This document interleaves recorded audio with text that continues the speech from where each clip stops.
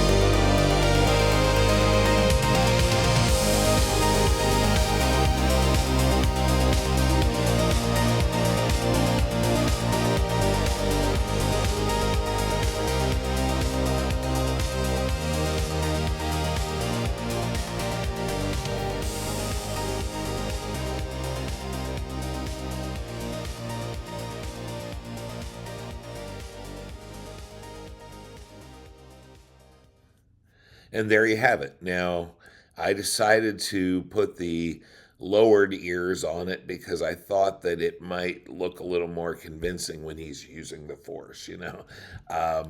So basically, as you can see, the seams are pretty decent. There's going to be a little bit of seam work on here, but not too much. And I'll do a little filing and sanding around the edges, but it's not going to take a lot of work. These Bandai kits fit like a glove. They really do. They're fantastic for that. And so there he is using the Force. Let's have a look at how to put that body together now.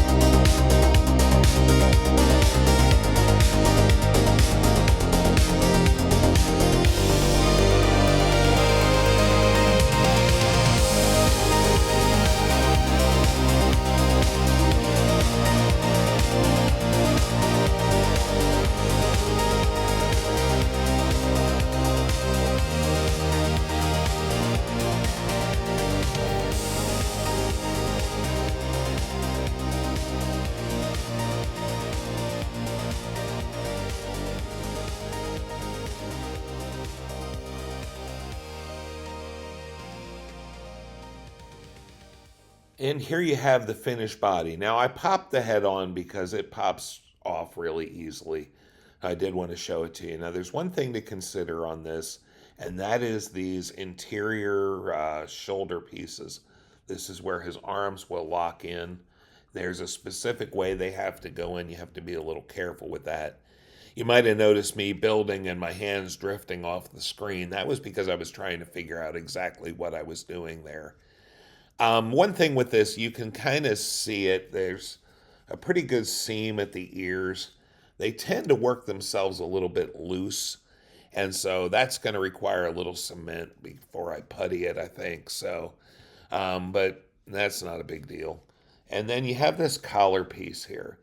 And if you notice, it's a different color, first of all, and I could be wrong about this, but it feels like it's a different kind of plastic. It feels a little more rubbery.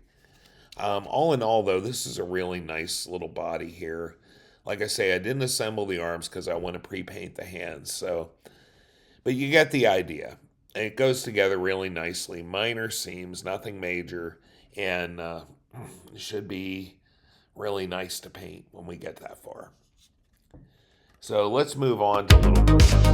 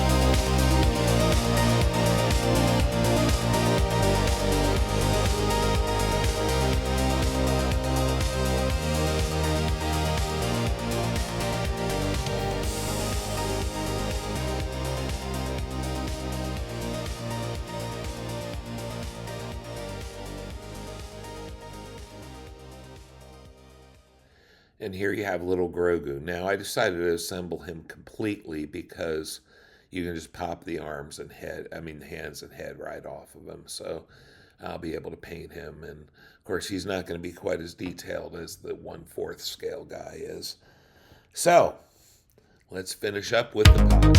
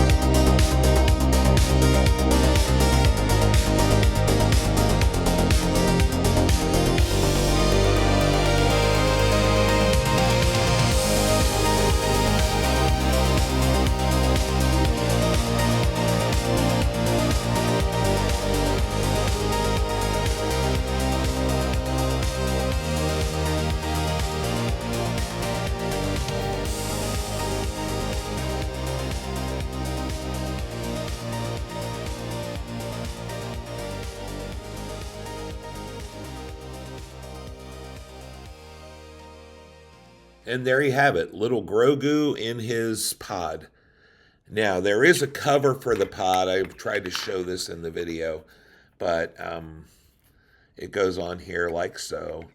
I'm pretty sure you have to take little Grogu out to fit it in, but I'm not going to put it on. I want him to be seen. This also comes with a little transparent base so that he'll float a little bit above the ground. I didn't put that on yet because, needless to say, I'm going to paint and detail this thing quite a bit before he goes in for real. But that's pretty much the construction of the kit. Like I say, I didn't do the arms because I want to do some detail painting on them before the hands before I put the arms together. All in all, it's a really cool kit. It's really fun. You would not need glue and paint. If you pop this thing together and just if you were doing it with a kid or something and you just wanted to have fun building it, you could do it and it would look really cool. I mean, he looks pretty good just for so. And, but of course, I want to paint him. I want to detail him. And that's the next video that you'll see will be the finished product. So anyway, this is how he goes together. In case you wondered about these Bandai Star Wars kits, they go together beautifully. Very little seam work is needed on this. Well, actually none is if you don't mind seeing a little tiny bit of seam, but all in all, I just think it's really cool, and I hope you enjoyed the video. I'm always never quite sure whether I should do build videos or if I should just do finished product videos, and so I'd love your feedback on that. That's what I have for you for today. Take care, guys. Remember, model building is supposed to be fun, so have fun.